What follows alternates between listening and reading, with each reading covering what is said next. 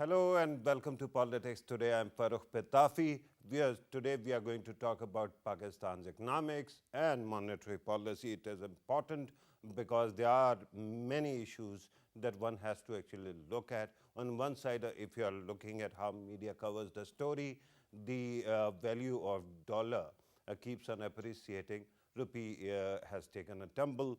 It has reached, dollar's price has reached, today it crossed momentarily beyond the psychological limit of 170 rupees. Later on, of course, it goes up and down, but this is how things are. So on one side, that is the issue. On the other side, inflation is quite a serious issue, although the finance minister, when he was speaking to the media yesterday and day before yesterday, he pointed out that Pakistan's inflation rate is the least in comparison to other countries, be it as it may. The common man, the voter of this government, the citizen, the taxpayer, everybody actually suffers when inflation is at a high level. We are going to talk about that as well. The finance minister said that with the commodities which are part of the sensitive price index, the commodities which are very important to people, the government will step in and offer some kind of subsidy. So that is also something that one has to look at, and these issues are important, right? But there are statements that I have to share with you, and I'm going to just share them.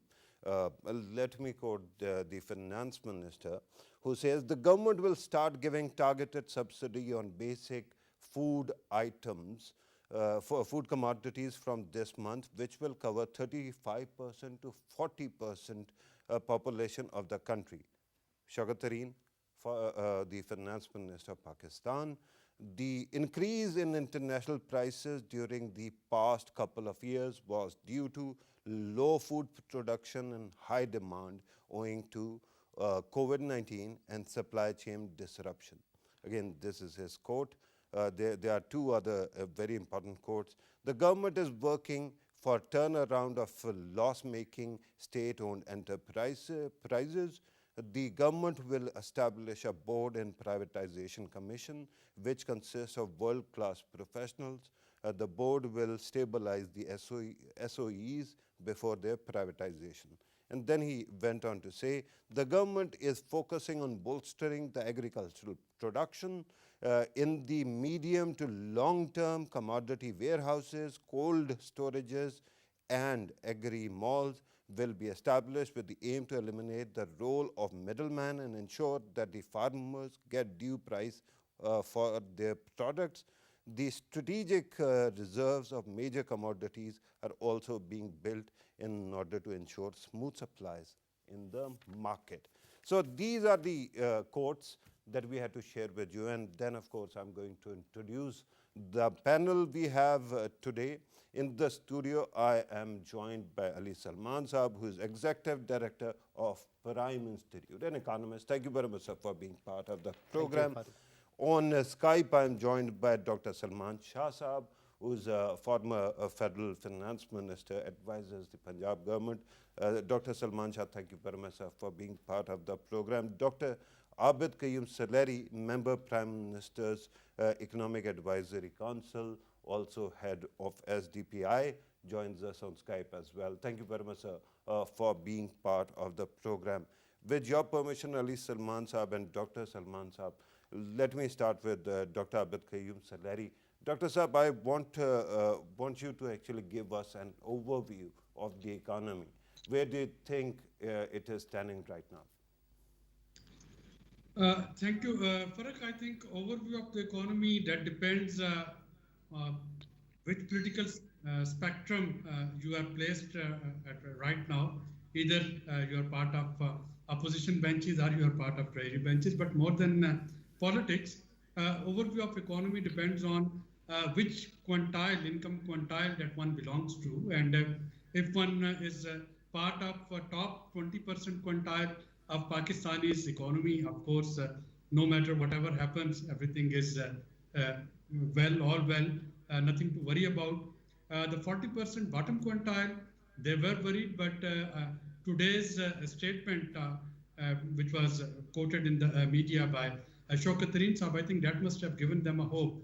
And it is about targeted subsidy. We know that a SaaS program, census, I'm using the word census, not survey, because it was a door-to-door survey on computerized tabs, taking GPRS coordinates and collecting well-being data, well-being survey. That is completed in almost 90% cases, and government have now a very strong database that can be triangulated with data of FBR, data of NADRA, and a filter can be applied to provide direct and targeted subsidies, as the finance minister rightly mentioned, to the bottom 40% income earners of Pakistan. And if we are in the middle layer, which most of us sitting in this program are, then I think perhaps we need to, we will be need to ready to feel the pinch of things, both because of rupee depreciation, because we consume imported stuff, and because we are not part of any group that would be getting any targeted subsidies, and of course we are not part of 20% rich clubs who own 49% of wealth of this country. So, this Dr. is Saab, correct me if I'm wrong, that it is, in your view, a mixed bag. When you were saying that it depends on whether you are part of the government or the treasury benches or opposition, I was thinking about those benches where common man sits and elects all the governments. So we have to actually talk about them as well. With your permission, let me bring in Dr. Salman Shah Saab. Dr. Salman Shah, you have listened to Abid Qayyum Saleri Saab's comment. I want you to kindly comment on this question as well, your overview, and then pray explain to us what is going on with the rupee versus dollar. Well, I think one thing is very clear, that Pakistan's economy has been in a very big hole. I would even call it, it was in a ditch, and you are coming out of that ditch.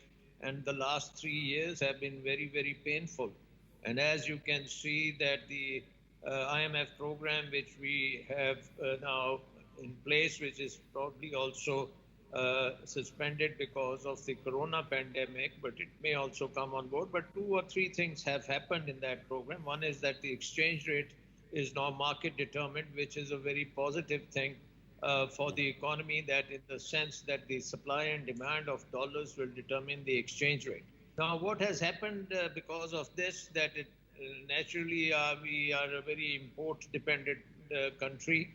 Lots of our energy is imported. Our food items recently are very big bills for food, and they are in dollars, they will become more expensive. And to top it off, you have an international movement of prices going north. And I think that both of them together means that our import bill is going up, and our exports are going up, but not to the same extent as our imports, and our current account deficit has reappeared. The central bank is still, I think, accumulating reserves, because we still don't have enough reserves. We have probably around 3.5 to 4 months of imports in our reserves, and maybe this number needs to go to around 5 to 6 months. So I think that this causes a lot of problems for the country, particularly from an inflationary point of view.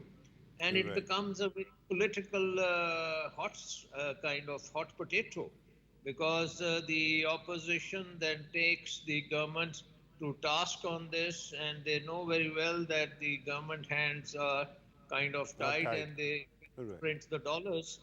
But I think over the medium term and over the longer term, this policy will definitely give us very good results, because number one, your import substitution is very attractive. Number two, your exports are very attractive. And one of the things which is really handicapping us is our energy sector. And that energy sector, as you know, is based on fossil fuels, and fossil fuels are really, not only are they very expensive, they are also polluting our environment.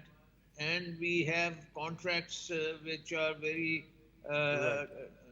bad contracts in a way which put Pakistan consumer in a very bad position. So I think Right. that these are the things which now we are tackling, and along Right. with this, And we can see. in the long run, Dr. Saab, things might improve. Let me, with your permission, let me come back to the studio. I have a guest very patiently waiting for his turn. Ali Salman Saab, let me ask you to comment A, overall economy, dollar rupee, and then circular debt. That seems to have been a huge, huge concern for Pakistan. Dr. Saab just brought up the issue of fossil fuels and how we keep on importing. Circular debt keeps on bloating. So what is being done about it and what should be done about it? So first of all, I think from a general point of view, where the economy is today. Yeah.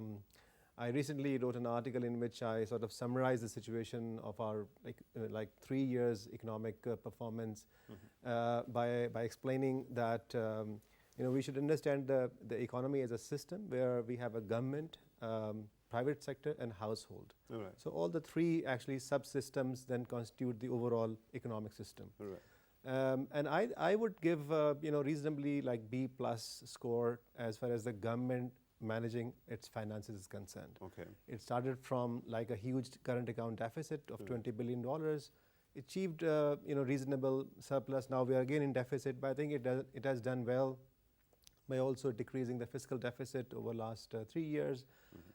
Exchange rate liberalization was a great move forward.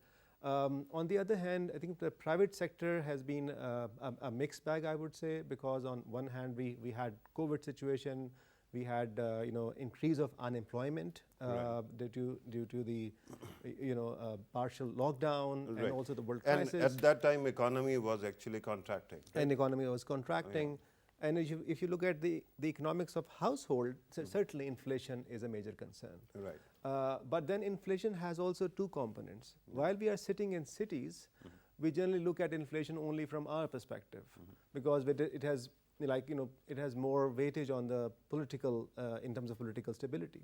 But the rural people who are producing the commodities are actually benefiting from increased prices. Right. So we should look at inflation. Rural, with due respect, I respect what you're saying about things not being monoliths, right? Yeah. So rural population is not a monolith either. They have their middle class, they have their lower class.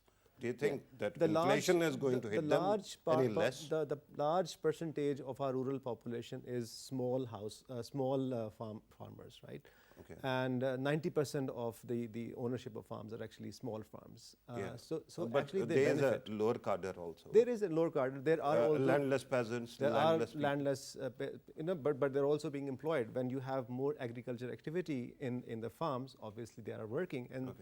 And each year, actually, we see a shortage of agriculture and rural labor also. Right. So I think the inflation has to be looked at carefully, because if you just look at it, from an urban point of view, then we might look at. Are you happy with the government's decision to step in and introduce subsidies for the very vulnerable in the society? So I will be cautious here.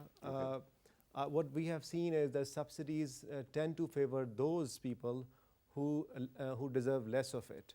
So in the past, for instance, we had introduced subsidies on petrol, for instance, and people who were needing less of it got more of it. Okay. And so instead of a subsidy, because by doing subsidy, you are actually intervening in the price. And for instance, utility store. Now, okay, government might supply subsidized products to utility store, but utility stores cannot close its door to those people who are rich or who may not deserve that subsidy. But they don't go there, do they? So many of, you cannot stop. So many people who I've actually seen utility stores over the years, and their quality is such. And I'm not saying that they're bad, but usually rich people wouldn't go to any utility. Yeah, so now we have, of course, the trend is changing. But just on that point, I think what government is really trying to aim in the future is using the Ehsaas program and the mechanics to actually ensure that those people who are in the bottom income groups receive direct cash support rather than intervening in the prices. Right. So I think we should differentiate asked you a between couple of more questions, but I'll have to take those questions to Dr. Salara. I'll come back to you as well. Dr. Salara, one aspect that concerns everybody is circular debt and the way it has bloated over years and how it is going to impact things. And then what Ali Salman Saab said about subsidies, that also becomes a problem. Whether you are going to introduce subsidies which are targeted or they might be intentioned as targeted, but they end up giving relief to the wrong kind of people who are already affluent. Your take, sir. Well, I think targeted subsidies as with the use of data which is captured using latest technology, there may be some ray of hope that this subsidy would end up going to the most deserving ones, those who require it the most, especially the SARS program mechanism. So one is quite optimistic about it. One still needs to see that how the energy subsidy, their fate would be decided.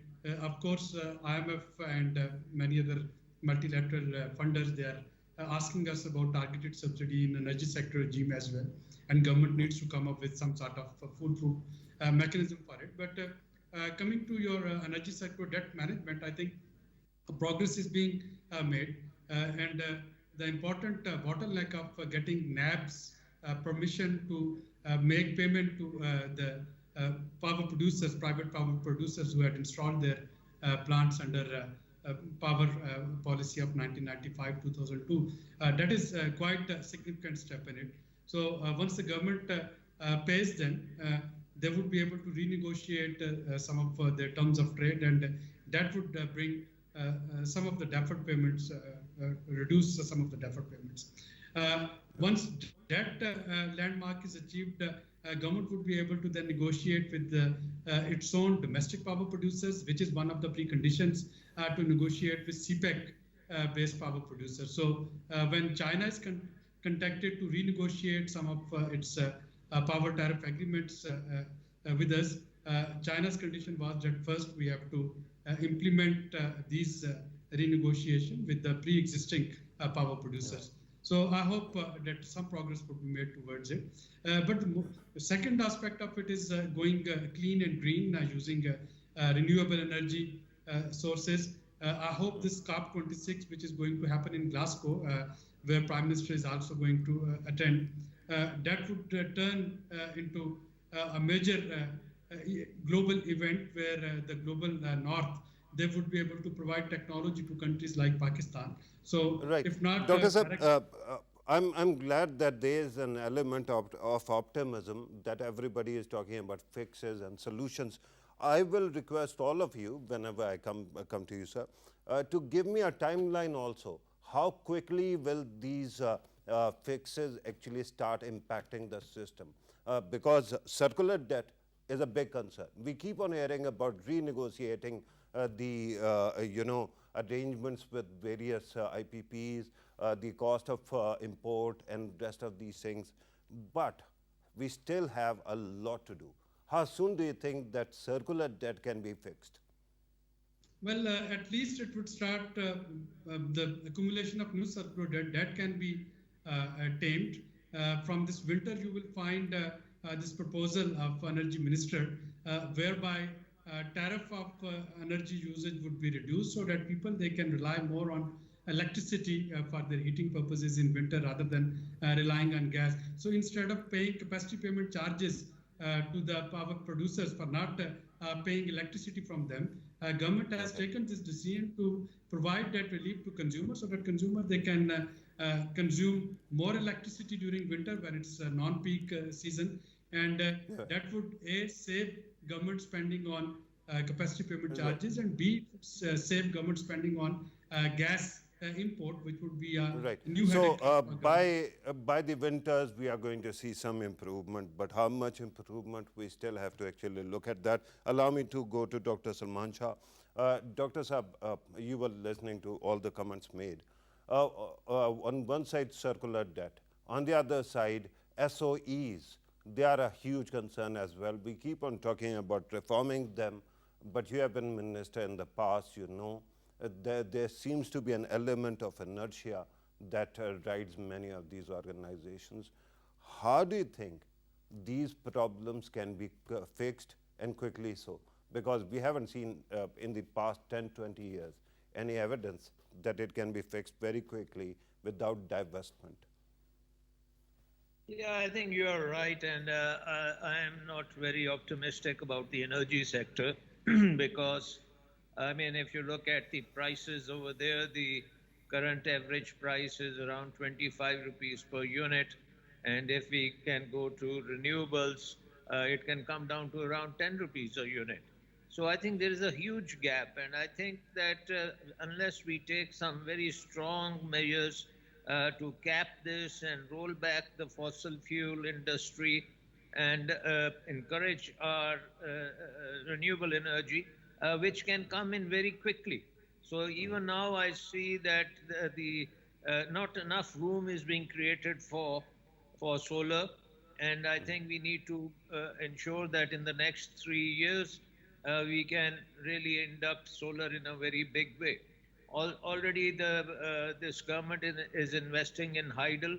Lots of projects are coming online, but they are long-term projects, and it will take a lot of time before they can really make a difference. So I think on the energy sector, some dramatic progress has to be created, and otherwise I don't think our productivity and competitiveness can be improved with this kind of the energy sector. On the other side, I think the investment which we need to attract because of the pandemic, foreign direct investment is down. As you saw that even the spectrum auction did not attract the kind of investment we were expecting. And my feeling is that because of the pandemic, foreign investment is not going to pick up very soon. I think we need to focus more on CPEC and Chinese investment, because Chinese businesses which are relocating elsewhere, we must try to bring them here, and for that we have to be very, very aggressive in terms of attracting them here and removing their hurdles which are enormous. And so I think that investment has to be the key going forward. If we can generate the investment, we will get the employment also moving up, and that will be the biggest relief which we can give to the people. So I think that overall, if you look at the construction sector is doing well, the export sector has invested quite a bit, but their impact is going to be there in another 6 months or so. And if we can get the investment moving, particularly for CPEC, that would be superb. So I think that is where our effort should be. And then we have a big problem in terms of reforms. Our reforms of various government entities are way behind. You talked about the state-owned enterprises. They are a big drain on us, and I think we have to be very bold with them, and we have to move into a situation where we have to privatize all of these, in a way, gas guzzlers entities who are taking up lots of our resources and not giving much in return. So I think the work is cut out for the government, and I'm sure the Prime Minister is very aggressive, and he is going to make a major move towards these reforms, which will improve the productivity and competitiveness of the Pakistan economy. And that is, Dr. Saab actually brings us to the matter of time. Usually, and Ali Salman Saab, usually it is thought that the government's first 3 years are basically for them to reform the economy and turn things around. And then the next 2, while you're approaching the elections, you're supposed to provide relief to the people. And we are still talking about bringing about these massive, massive reforms. And then there are concerns regarding, Pakistan's first highest, bill is actually debt retirement. And we are engaged with IMF. So we have committed to certain reforms and we still have to go there. So now what happens? Don't you see there is a lot of contradiction in circumstances? So I think the reforms are over. Okay. And actually, as Dr. Salman was also mentioning, we had a pretty painful 3 years which we have passed. Okay. Now actually it is the time for Energy sector? growth. So in terms of energy sector, I think this will not be short term. Okay. We will have to wait for many contracts to mature till 2030. I do not see 2030. I do not see any immediate respite from Okay. our energy problems. So what do? You remove subsidies then? So we have to remove all subsidies. That already is happening. If you do that, But that means that cost of electricity is up. going to go down, It will go up. right? But if it goes up, how do you actually tell people we are providing you relief? No, you see, one of the important steps which the government, I think, has taken, but it has not been completely rolled out, is what is called this market-based electricity exchange system. We have surplus electricity available in our system now. Okay. But we are not able to use it because of the distribution and transmission bottlenecks. Hats How off do to the previous governments which actually came up Yeah. with the idea of adding more installed So capacity, we but have not more installed distribution. capacity than we are using. Yeah. So actually we should encourage more consumption. Okay. And more consumption will hopefully, not immediately, but hopefully bring the average price down. Okay. It will not happen overnight though. We have to come over. When you that say not overnight, what do Yeah. you mean? How long? I think if the government start encouraging more consumption, this was just highlighted, How- it will take maybe a couple of years How does the before we government can do that? see. Government has to bring in policies to encourage more consumption of electricity. What are those policies? Like you cannot subsidize, you cannot make them cheap. Yeah. So what do you do? Yeah, I mean, you have to switch, you have to encourage more consumption. Let's say during the winter, you have to also, bring in I get a different kind knock of at the door appliances. and somebody brings another digital wire and says, connect. That won't happen, right? Yeah, no, that won't happen. Yeah, yeah. But for instance, in the previous years, we were dependent a lot on the supply of gas. Right. So we have run out of gas. So we have to find substitute for it. No, And but you are simultaneously, I get what you're saying. Instead of gas, use electricity, right? This is Right. what you're saying. But you are providing me electricity at considerable high price. Yeah. So how are you encouraging me? The only thing you can do is sever my gas connection and say you have to use whatever you have got. in electricity. Market is name of choices. So you create options for people, and then that's why I'm saying it will not happen overnight. Even if you do it, it will not happen overnight. Okay. So we had, for instance, in the past, we had the policy of captive power, right? So we encouraged the private sector to produce their own electricity. Now we are asking to not use your captive power, come to grid. So these are the options which are being available in the market. But as I'm saying, that this will not happen overnight. You have to, now the system has enough electricity. It has to be properly transmitted to the SOEs. systems. SOEs, what do you do with that? So the first thing should have been to roll out privatization. Okay. Government was very reluctant. Nobody is going to buy it in the parliament. Politicians are going to create a lot of ruckus. You have seen how People's Party actually deals with these things. Yeah. Why are we talking about things that might not be there? Are they policy options? Because system doesn't allow it. In the past, you tried to privatize steel mills, Yeah. and Supreme Court stopped it. Yeah, so that was a big loss for Pakistan. Right. That And was- then Rikodek, Yes, there yeah, too. yeah.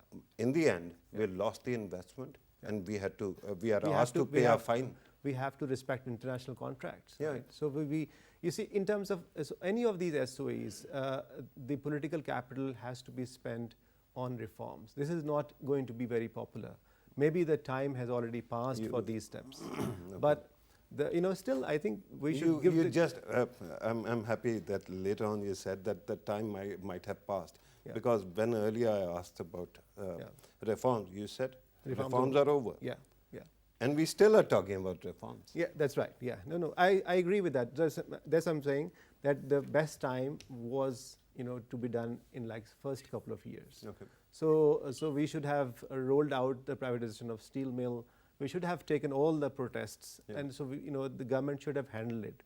But at that time, I think we lost the time, and now probably especially after Corona, it has become even more difficult. Right. But we still should note that government recently announced this expression of interest for the privatization of steel mill, Right. which should Which is happen. one of the many Which is one of the liabilities, right? many couple of hundreds privatization transactions. Yeah, we did. and let me go back to Dr. Abid Qayyum Salari Saab. Privatization, sir. Why do we have so much pushback against the idea of privatization in this country? It is a good idea. We privatized banks in 90s, that worked. We privatized PTCL, that worked. So why is there so much pushback at this moment? Well, I think looks like political parties, they are now held hostage of their own past narratives. And one can see when People's Party tried to privatize, its opposition at that time stopped privatize any progress on privatization. When PMLN tried to privatize, again we saw riots on the roads of Karachi. Couple of precious lives also got lost in those protests, and privatization couldn't take place. And now when PTI is trying to privatize, of course, both the People's Party and PMLN, along with other parties, they are creating hurdles. So all of the political parties, when they were in opposition, they had a narrative somehow which was anti-privatization. And that is one of the major hurdles whenever we talk of privatization, of course, and that narrative that keeps on haunting. But then the second thing is about transparency of privatization. Some of the transactions that you mentioned are the success stories, but then we know that here we have a lot of negative stories about privatization. Pakistan Steel Mill, we know that Shaukat Aziz Saab and at that time of his Sheikh was his finance minister. When they tried to privatize it, it was a court's ruling that rightly stopped privatization at that moment. And then later on we saw that various other occasions, superior judiciary, it stopped government from privatizing. So there are quite a few issues. It has become quite complicated, rather no-go area for any government to privatize. Right. This is important. I have to come back to Ali Salman Saab. They are impossible choices. When you are a policy maker or a think tanker like your good self, you talk about various things that can be done on books. But when you are in government, balancing them, introducing them seems impossible. Please tell me that this situation, while I'm talking to you and I'm hearing all these contradictions, the situation is not as ridiculous as it seems to me right now. Because, okay, there are good examples of privatization. We have mentioned them. But then there is KE, right? Karachi Electric, and umpteen other various examples where it seems that for a consumer it has been more or less a nightmare. I do not agree with that. Yeah, okay. I think KE has been overall a success story of privatization. Okay, how? First of all, it has its own phases. For instance, the first, after privatization, there were like 3 management changes. And initially years it was very unstable. But when the current management took over, it invested in the system. And in a few years, Karachi, much earlier than the rest of the country, got rid of electricity outages in the industrial area. So Karachi was Are the you on first social media? Little bit, yeah. Okay. To Do you have friends on social media from Karachi as well? I do have. Do you hear them complaining about what is going on? Regardless, you believe in market forces, don't you? Generally, and yes, you have made it abundantly clear that you actually believe in free market economy, right? Was it essential to privatize such an important utility in a way that it still remains a monopoly? That's a very important point you have raised. I think with privatization, there's another concept which we always respect, is the market. Privatization is not equal to market always. When you are just transferring, let's say, a state monopoly to a private monopoly, you are not respecting the full forces of market competition. Because privatization should lead to competition. Privatization should lead to consumer choice, and hence more efficiency and hence reduction of cost, etc. But if it is not happening, because in some cases, like KE, you are absolutely right, for instance, the distribution could have been opened up. Karachi is a big city, and we could have multiple distribution companies can be created in a different kind of privatization plan. If we were just and actually competing in the same space. Competing in the same space. And that doesn't happen. It has never, our geniuses who have been planning all this NEPRA and transformation of energy sector, they have never given a thought to competition, not only in generation, but also in distribution. And transmission is the third thing we have all ignored. Distribution, I would say, in the terms of generation, we already had the competition. Right? So last because 25 of years, IPPs and RPPs. IPPs was actually kind of the market competition. But I think over the last few years, the performance of some of the even state-owned and distribution companies has been not too bad. For instance, Gujranwala has posted surplus. Faisalabad has been done quite well. So it depends also on the respective utility companies, on the governance structure, on the efficiency of the management. But generally, I would say that the privatization may not equal to desirable outcomes if we are not opening up for the competition. Regarding consumers, I defer to your judgment regarding how KE situation has gone. But regarding my own experiences or my friends, they keep on complaining all the time. But let me ask you very quickly. I'm told that we are left with a couple of minutes. But because I know my own sector, media, better than anything else, Pakistan has 50 odd news channels, right? Not a single children's channel, entertainment, so on with other things.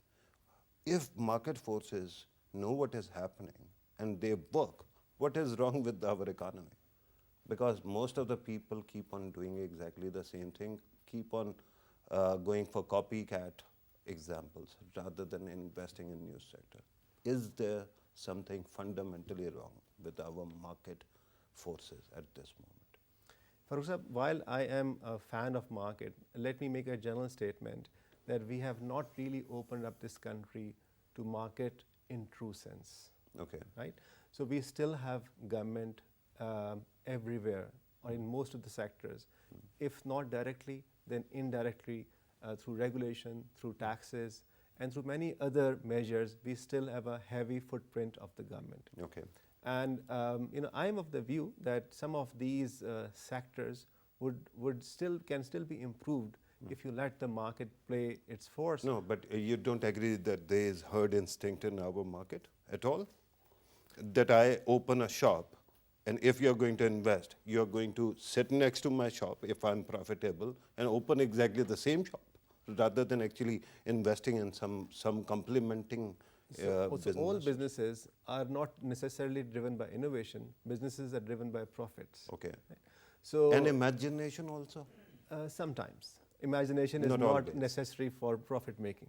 Right? So that is the central thing. You have to, in market, there's a very important concept of creative destruction. Right. Do you want to actually comment, just conclude everything that you have said, where we are at and where we should be heading now, very quickly? So I would say the government should resist its plan for imposing price control and should not consider capital controls in the wake of recent devaluation. It should not be concerned. Government should not be intervening. What is the normal expected position of rupee vis-a-vis dollar when you look at the natural, unconstrained situation? Where do you think it is going to stop? So in the economy, we use sometimes this real exchange rate versus the reported exchange rate. So that is normally lesser than the nominal exchange rate. So I think that is the benchmark, which is much lower at the moment. Can you give me a number? I think this is about 105 rupees at the moment. Okay. Yeah. Okay. So that is where the economy should operate. Yeah. Right. I'm told that we have to conclude. My producer is practically buzzing the buttons. So, Sir Ali Salman sir, thank you very much, sir, for your precious time. Thank you. Let me also thank my other guests who were with us. Then we lost the connection, but Dr. Salman Shah joined us. Thank you very much to him and Dr. Abid Qayyum Salari Saab as well. As you have listened to our participants, the question about economy, questions are very important. But the point at this moment is that we seem to try all sort of things. In the end, it seems that we are still left with very few creative interventions or options. Let us hope in coming days we see more, policy options possible for the government of Pakistan. Until then, thank you very much for watching. Take care.